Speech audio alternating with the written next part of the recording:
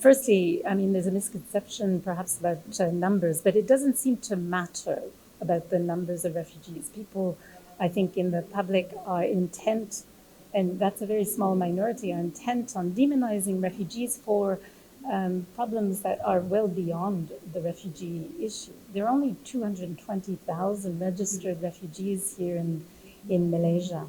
Compare that to the general public, etc. And a lot of facts have been put out in the public domain by the authorities of Malaysia to correct this perception that refugees are overwhelming public services or public space. It's a very small number, but they do require support. These people, refugees did not choose to flee their own country. Everyone wants to be home. But when there's a conflict, when there's persecution, when you've been the target of hate speech and persecution in your home country, sometimes there's no other option than to find protection elsewhere.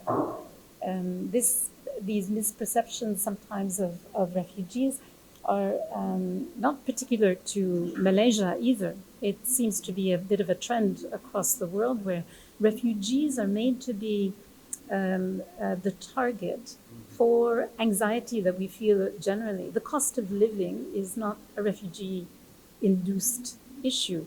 The cost of living has a lot of systemic and world reasons behind it.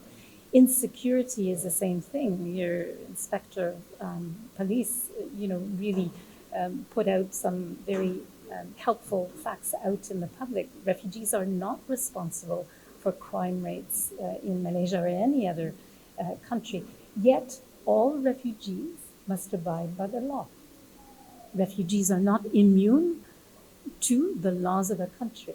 So there's a mutual respect that is established. It's almost like a contract between the hosting state and refugees. Refugees respect the law, and the country respects the need for protection of a refugee, not forcibly returning a refugee to danger.